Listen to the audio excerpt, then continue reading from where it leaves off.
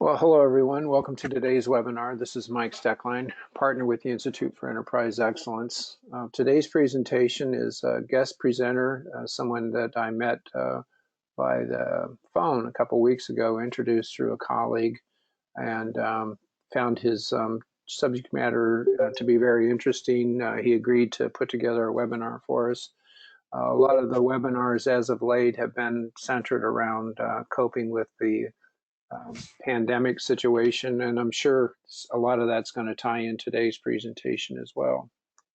So speaking of the COVID situation, what I typically like to do is include some materials that I've gleaned that seem to be good resources for helping people to cope with the situation. Two bit.ly links on the screen. The first one is from a podcast from Lori Santos on the Happiness Lab, and she has a nice podcast interview talking about screen time and sort of like the screen lifetime balance. It's very good. And then similar to a previous presentation, I included a bit.ly link to a ebook that the people from Gaping Void are putting together. So that's what that other bit.ly link is there. And as I offered last time, as we shut the webinar down, if anyone wants to stay on and linger and just chat a bit, I'll stay on as long as people would like to do that, but knowing people may be busy, so just put that offer out there. Hope everyone's safe and taking care of themselves and their family in these challenging times. Little housekeeping, I do have the phones muted, and there's going to be some time for Q&A when I unmute the phones. That's in order to try to hold the background noise down. People can use the chat function to type in questions or comments. And we are recording this webinar, so you can refer to it later on. You can also forward it to others that might benefit from the presentation. So our presenter today is Brooks Carter. As I mentioned, I met him by phone several months ago, introduced through a common colleague, friend. And we hit it off as far as a great conversation, seemed to have a lot of common interests. And he offered to put together a presentation building on a paper that he has written, and he can explain a little bit about what that is about, and also wanted to feature the topic of gratitude and leadership and reflections on George Washington today. So with that, Brooks, I'm going to turn it over to you, and you can get us going on this great presentation today. Thanks, Mike. Today's presentation will be a circuitous path, because that's the path I've followed to get where I've got. And I hope you can hang on with me as we go around some tight corners to get to the end, because I think the end is very important. I started out in psychology in academia. I used to bill myself as a recovering academic, but I've had a relapse. Almost 50 years after I left UCLA, where I was teaching. I find myself teaching a course at Point Loma Nazarene University, a course in psychological research, and I'm enjoying it tremendously. I got here, I was an academic, I joined a business, I became a manager. I saw a lot of strange things that didn't really square with my scientific education. Primary thing was a lot of managers like to intimidate their subordinates. That didn't make any sense to me. But I was a neophyte in business, so I kind of followed along. I didn't intimidate my subordinates, but I didn't try to stop it either. And after about 10 years in business, my partner suggested that we go to a seminar by a guy named W. Edwards Deming, of whom I had never heard. And I went to that seminar and I was astonished. It was an epiphany because he talked about business and he made sense. Of course, he made sense because what Deming did simply is he applied science to business. And so it was going to make sense to me. And I transformed my life, really. I became a devotee of Deming. I knew him a little bit. I wrote some stuff for him, and he said, "This is great, publish it in Quality Progress." Cut it up. I wrote him a long monograph. And I ended up going to 6 of his 4-day seminars. So, there we go. Deming said that there were 4 branches of profound knowledge that leaders had to have.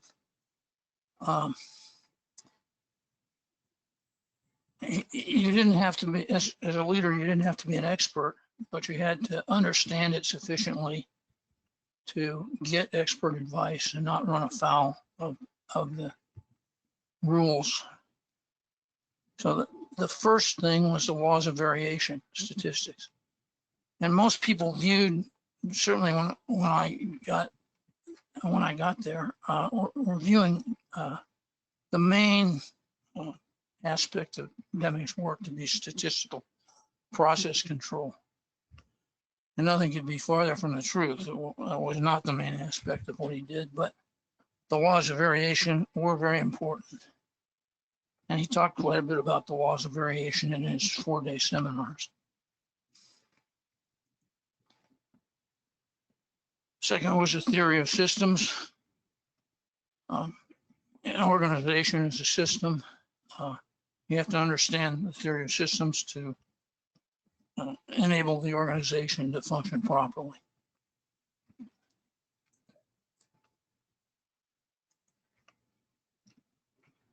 Third is theory of knowledge.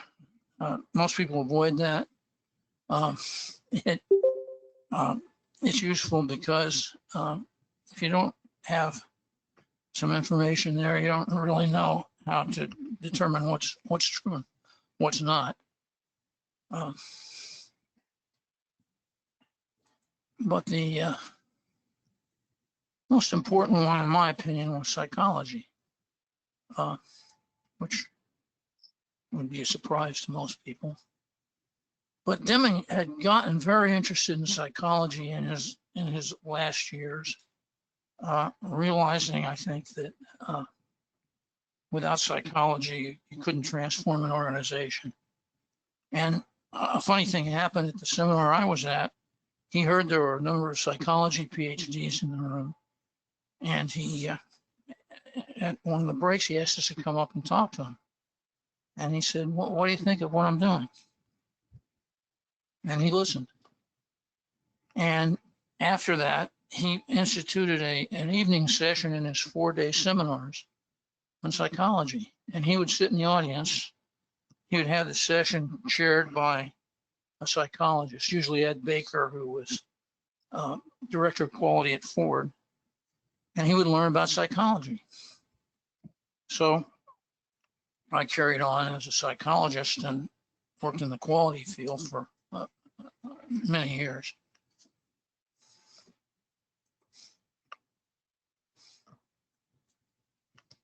It's interesting, I had to click twice. Now, Deming died in 1993, and psychology went through a massive change after that. And if you want to understand that change, I suggest you read Seligman's autobiography. It's called The Hope Circuit, which is kind of a strange name for an autobiography, but that's what it is. And he recounts the transformation of psychology in his lifetime. And most of these are going to be after Deming died. Psychology abandoned behaviorism. A lot of people don't know that, but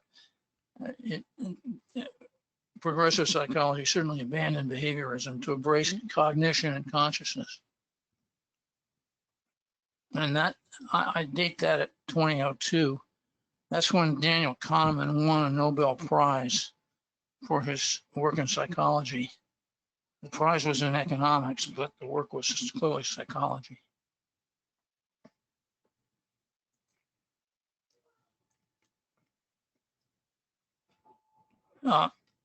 I'm going to kind of skip this. If somebody wants to know about this, you can call me, but it's too deep to explain in a seminar this length.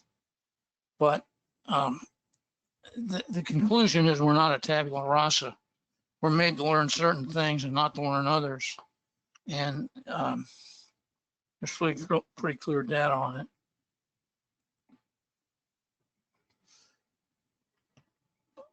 This is a good one. We're drawn into the past. We're drawn into the future rather than driven by the past. Behaviorism and Freudian psychology see us as being propelled by our past, and Seligman has made an excellent case for that not being the case. And finally, psychology came to include building what is right and positive in the world, as opposed to only dealing with what's wrong. And you can see 3 of those are subsequent to Deming's death.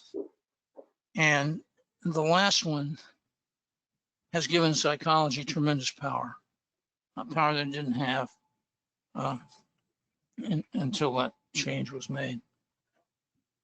So I'll detail a little bit about these.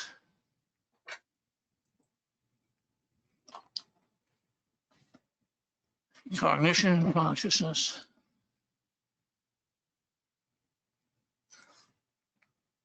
I've said that. Now I'm going to give you a problem that is out of Kahneman's work, and I probably can't get real data because too many people have read about this now. But here's a word problem. In a lake, there is a patch of lily pads. Every day the patch doubles in size. It takes 48 days for the patch to cover the entire lake. How long would it take for the patch to cover half the lake? Most people have the number 24 pop into their minds immediately.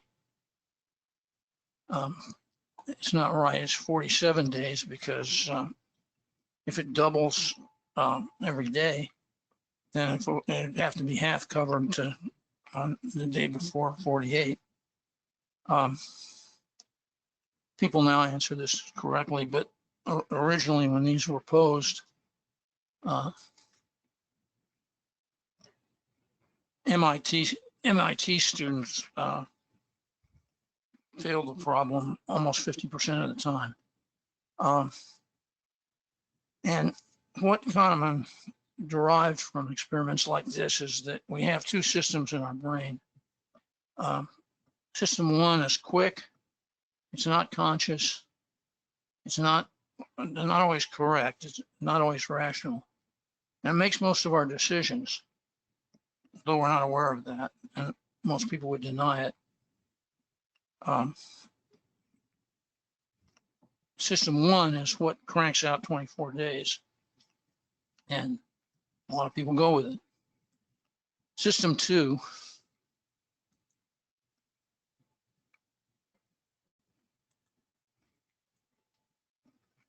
is slow, conscious, rational.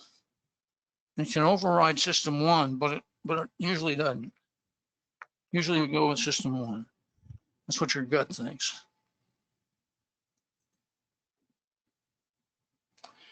And this led to the field of behavioral economics, which is a major part of economics. And it's really about why people make the decisions they make and why a lot of them are not sensible.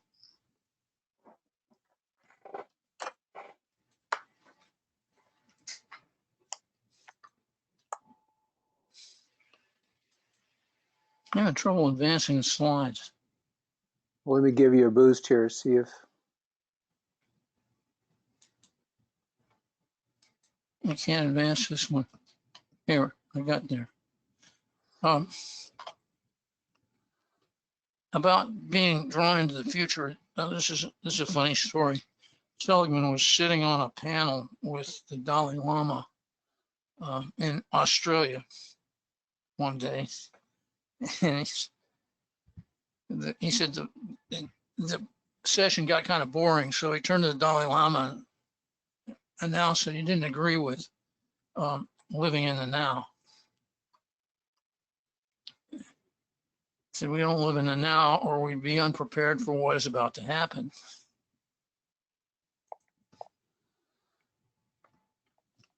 We're constantly evaluating available futures and deciding how to respond.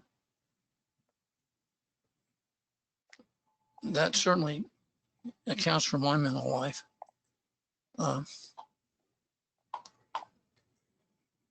And finally, we have the discovery of positive psychology.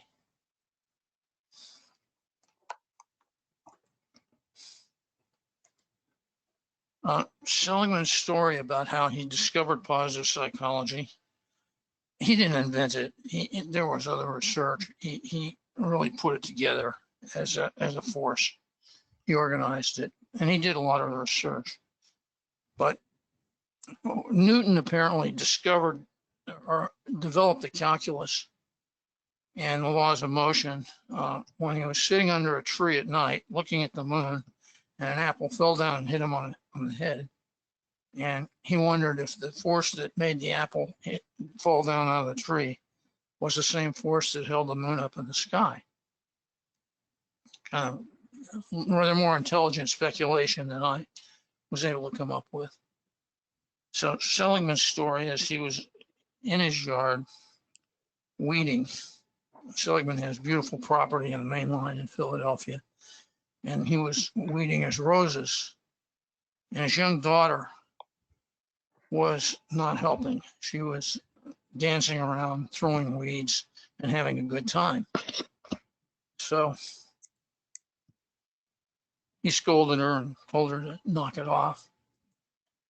It's interfering with his process. She went away and she came back and she said, Daddy, do you remember before my 5th birthday, I was a whiner? I whined every day. Seligman nodded. Have you noticed that since my 5th birthday, I haven't whined once? Seligman nodded. Well, on my birthday, I decided that I was going to stop whining. And that was the hardest thing I've ever done. And if I can stop whining, you can stop being such a grouch. And he did. He realized he had to change. And he did. And there's a good definition of positive psychology. Positive psychology is a scientific study of what makes life worth living.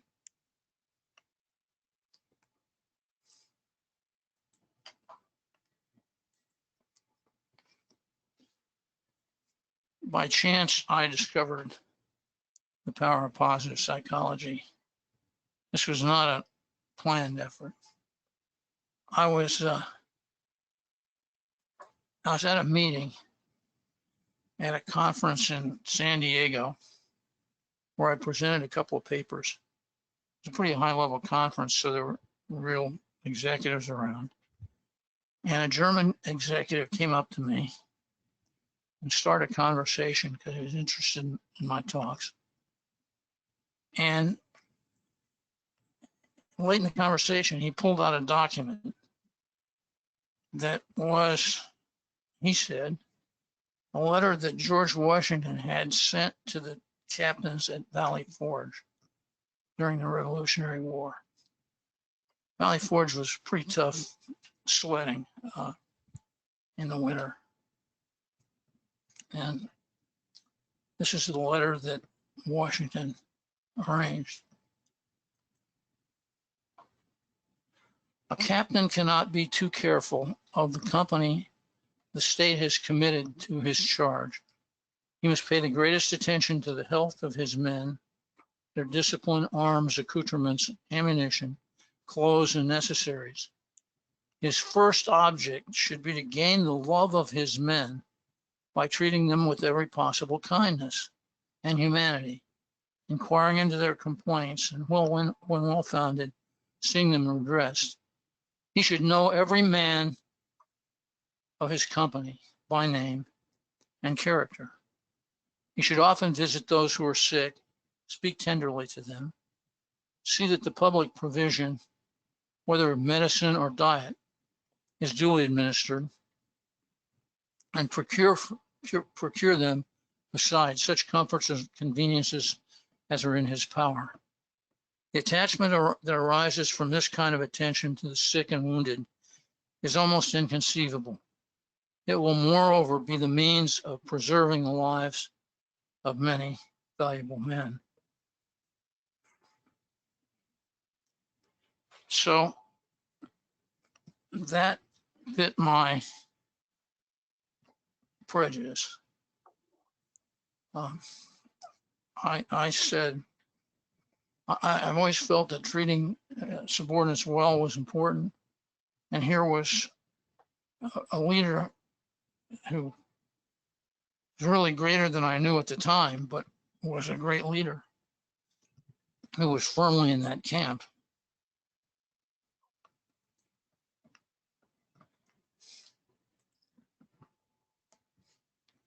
I actually had data in survey work we did on the functioning of companies that respectful treatment of subordinates improve performance of the company.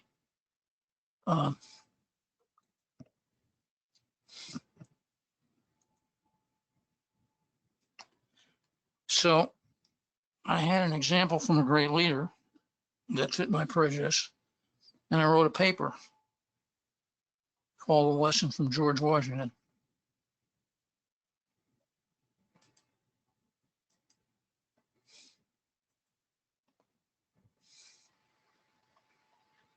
Can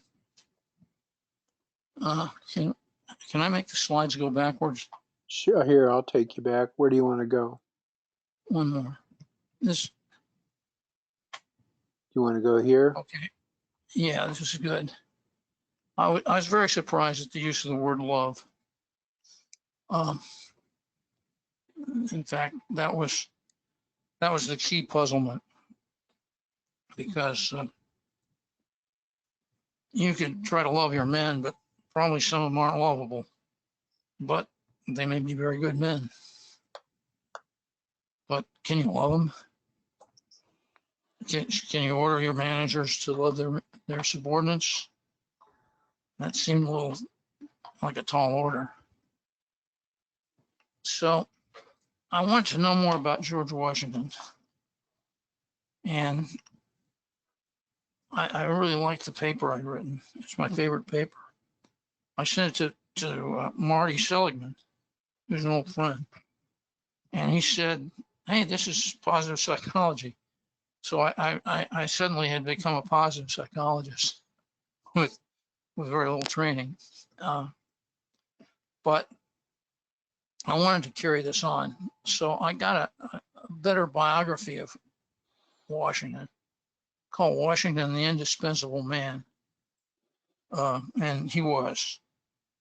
And this biography won a National Book Award, so I liked it. And it was written in 1976, so it was clear current politics. The book, I never realized what obstacles Washington had overcome in the Revolutionary War. He started with an army that had no uniforms, no supplies, no equipment, no pay. They weren't paid for 10 years after the war. They still hadn't been paid. And he defeated the world's greatest power. He kept the army together for 6 years until the opportunity arose at Yorktown, and he seized the moment. Now, defeating the British with his army is amazing. Now, he was the home team, but that was the only advantage he had. I said, if the Boston Patriots came here to San Diego to play Torrey Pines High School, I don't think being a home team would do much for Torrey Pines. And they were probably better equipped and trained than Washington's Army, at least to start. So it's unbelievable what he accomplished.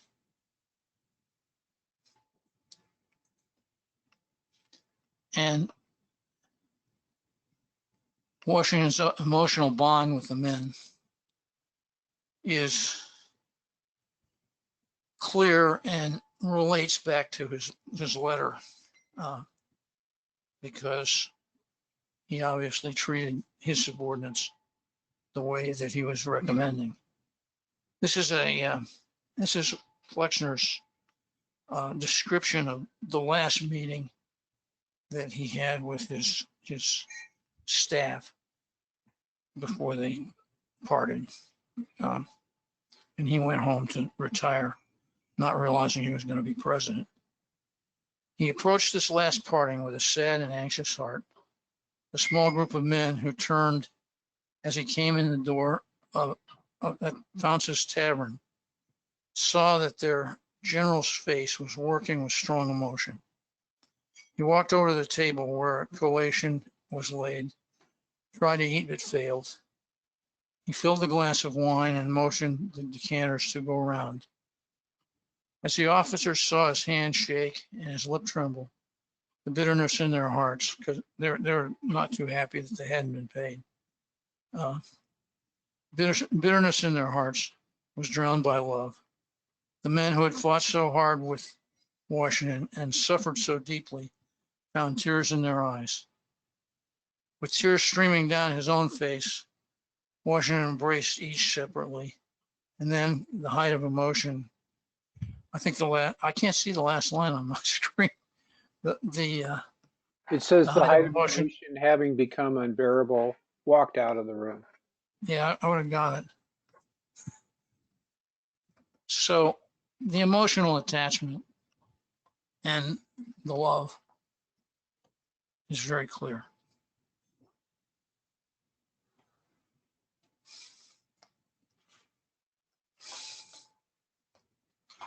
So loving your leaders loving your subordinates makes you a better leader.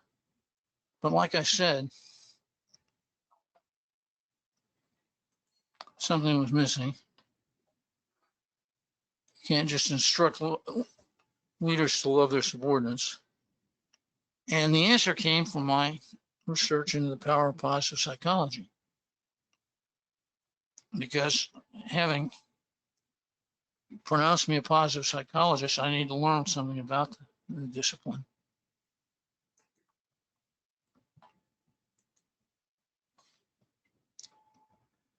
I'm going to give you a couple of examples of very powerful interventions by positive psychology. The first is the ability of Time magazine to treat severe depression. That sounds strange, it is. Time ran an article, cover article on positive psychology. Seligman and a colleague arranged to put a link in the article for depressed people to go to a website. And on the website, they could take a survey to see how depressed they were. And then he offered therapy for 3 weeks, and then another test. And the therapy was one of the fundamental building blocks of positive psychology, called the 3 blessings. Every day, at the end of the day, you write down 3 things that went well and why they went well. Pretty simple, not too expensive. Doesn't require a pharmaceutical company. The group that entered this, he got 50 of the survey respondents that scored 54 or more, 34 or more, which is severe depression. They're crying, they can't really function. They're a wreck. And that depression was reduced to a score of 17.2, which is on the border between mild and moderate depression. And their happiness score, this is amazing, went from the bottom 10% to the 40th percentile. So you got huge results out of this study. Now, realize it's not, he has no controls. It's not a finished product, but it's certainly interesting and hopeful.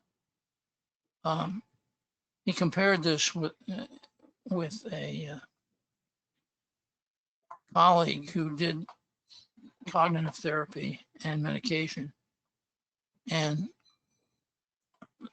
treatment of the same people was a little less effective with professional cognitive therapy and medication.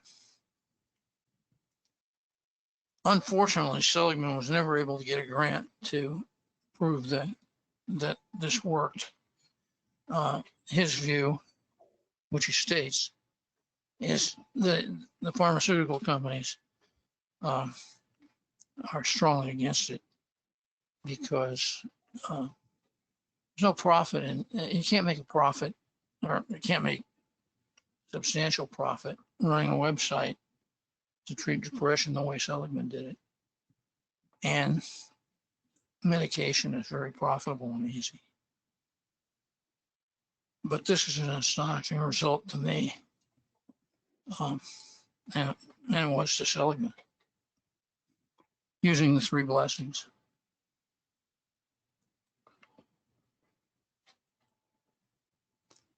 Now, positive psychology goes to war. In December of 2008, General George Casey, the Army Chief of Staff, called Seligman to a meeting.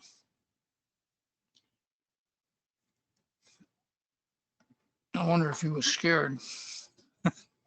He doesn't mention whether he was or not, but that would be a pretty big deal to show up in the Pentagon. He asked Marty if Marty could do anything about the problems of soldiers returning from deployment. Divorce, suicide, drug abuse, post-traumatic stress disorder. We all know that it's many soldiers are debilitated by this experience.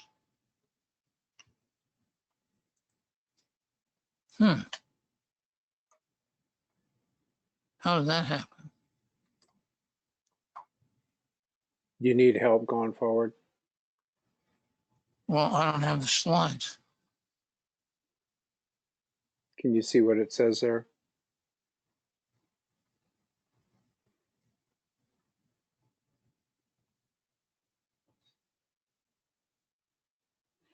I'm forwarding it for you.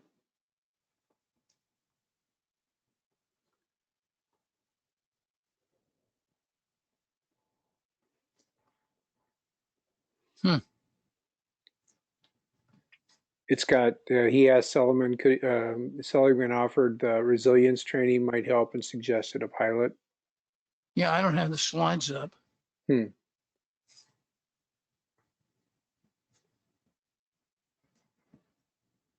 still showing on the webinar screen. I wonder if we should just share my screen and run from my slides. We can switch over. I can make you the presenter.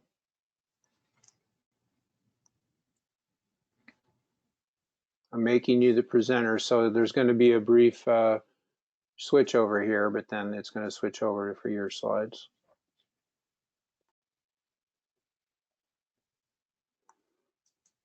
It's waiting to view your screen. Here it comes. Okay, now we're watching your screen, Brooks. Yeah, I gotta get it up as a slideshow though.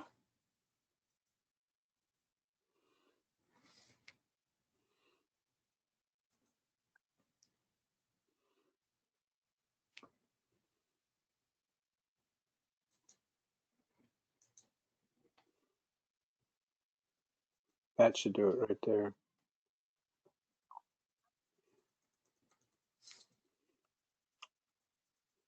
Okay, we can see you scrolling through.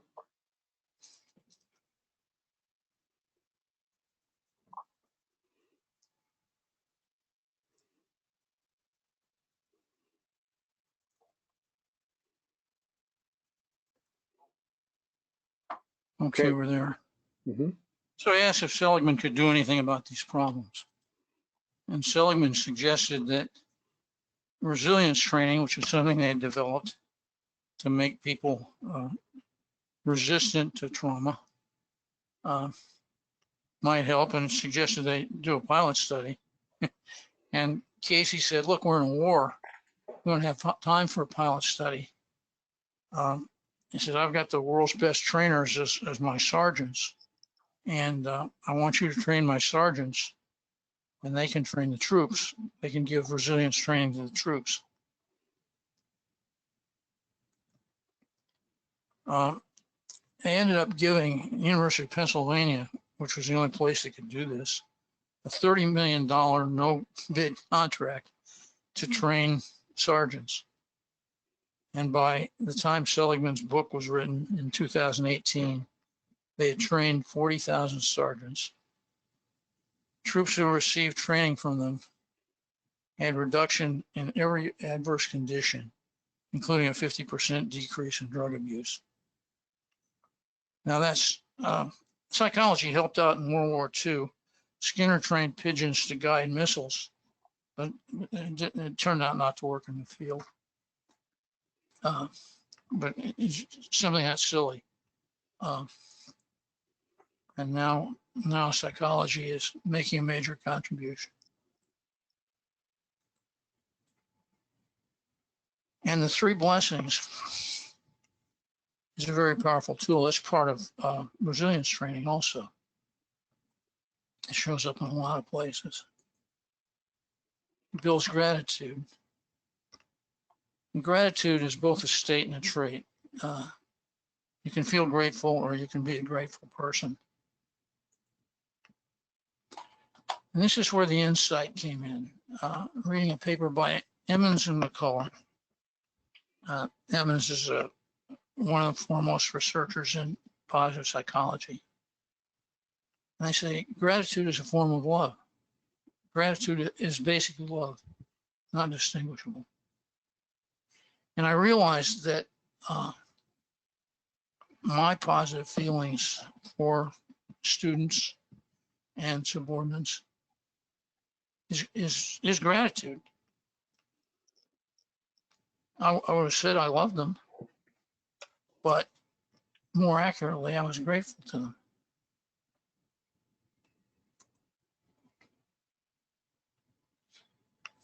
So I think the love that Washington was expressing was really gratitude. Now, gratitude is largely ignored as a quality of great leaders. I did just a Google search on qualities of great leaders. I couldn't find any. I couldn't find the word gratitude for going a long way down. I'm not saying you can't, but it's certainly not prevalent. It's very rare.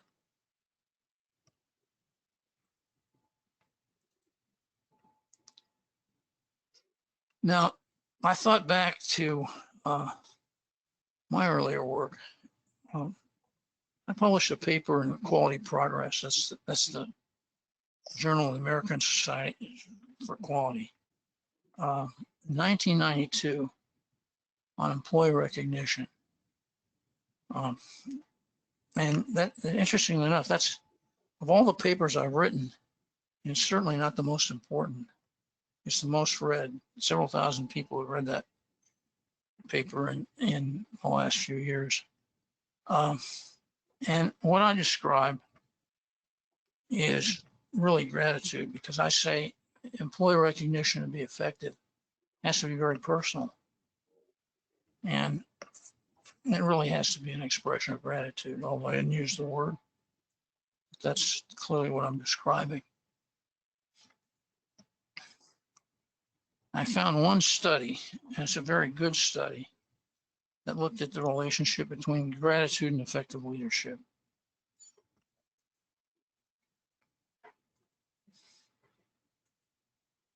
I love the names. It's a German group, Retzenhofer, Brossi, Sporley, and Velpe.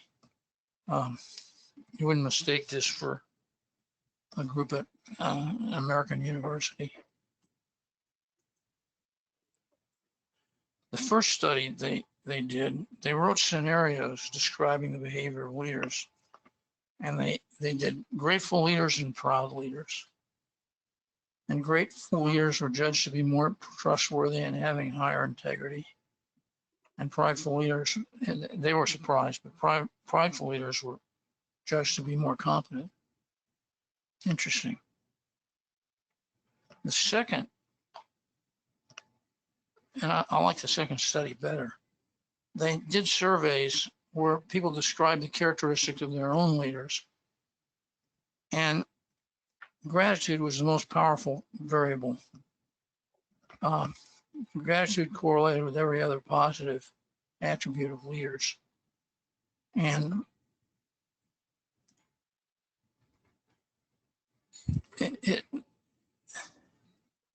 it clearly was a characteristic of effective leaders. It stood out. Now, we're in an interesting position because we're always looking for methods of leadership training, and they're hard to come by. They're hard to validate. But here we have a powerful method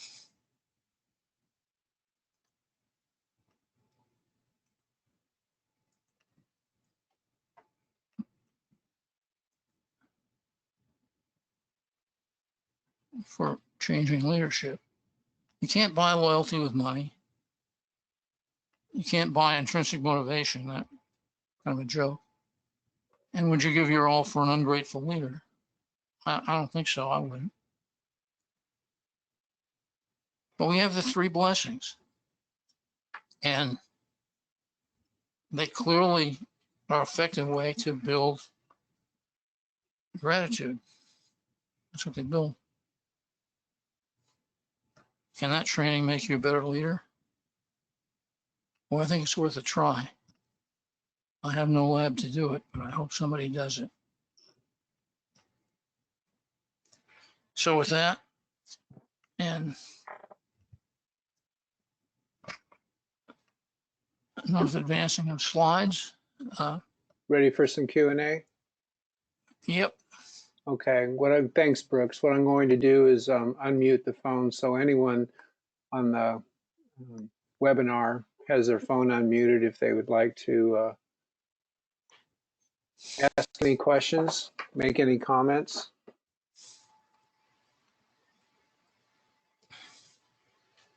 Hi, Mike. This is Nancy Gurney. Can you hear me? Hey, Nancy. Hi. I really enjoyed your presentation, Brooks. If everyone doesn't mind for a couple of minutes, I'd like to share my own personal journey with this. I'm trying to remember now. I think approximately 6 years ago, I attended a 3-day resiliency training course with Dr. Brian Sexton from Duke Health System. Mm-hmm. And he had a model about how to build resiliency within a healthcare setting among nurses and physicians. And he was teaching it at Duke and presented the course in a public seminar to a number of us. And I attended with 2 other leaders from my hospital system. We walked out of that 3 days and we were different people. He gave us about 17 or 18 different tools and, tips and ideas, and we actually practiced them in the course. And one of them was the 3 blessings exercise, as you can imagine. And the other one that really profoundly impacted me was he asked us to write a letter expressing our gratitude to someone, you know, close person or a friend. We could pick anybody we wanted. And we were asked to read that letter to the individual. And in my case, I wrote a letter to my father who had passed away, but I read it to my mother. And it was the most profound thing that I've ever done. In addition to the 3 blessings exercise, which we did daily for 2 weeks. So we started it in the course and then continued it on. We posted our blessings on a website, and with each blessing, we associated our feeling with it. So, you know, an emotion. And then he studied, we did a pre-test, and then I think several weeks or a month or 2 later, he retested this group, and he was able to show an increase in our level of happiness for everyone who did the exercise. So I have since that time have tried to apply what I've learned in my daily life, and went back to my organization, and the 2 other leaders and I presented what we had learned to some of the leaders in our system. And unfortunately, I left the organization, so I'm not sure where they ended up with it, but I am certainly familiar with Seligman's work and have personal experience in applying these, and I'm grateful to you for offering this webinar. Thank you. That's great. Thanks, Nancy.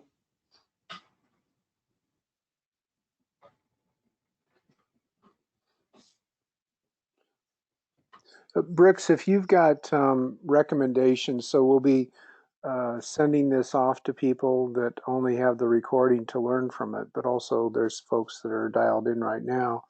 If you could point them in a direction to want to continue to learn and study and practice this, are there any specific things that you would suggest as next possible steps? I'm not an expert on the literature, but there's a positive psychology website that's quite good. Okay. And there's the University of Pennsylvania, the website they put up when Marty wrote Authentic Happiness. Mm-hmm. It's got a lot of surveys on it. Okay. So you can take a gratitude survey or a happiness survey, or probably 20 surveys on it that are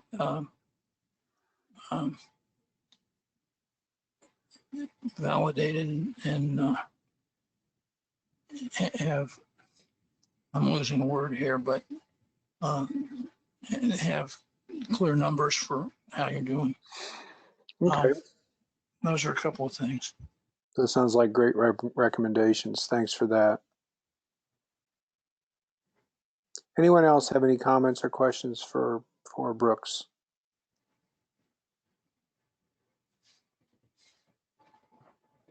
Well, I thought this was a great presentation. You know, in our previous conversation, you and I discussed our common history, bit of time with Dr. Deming, and I agree he was very interested in this.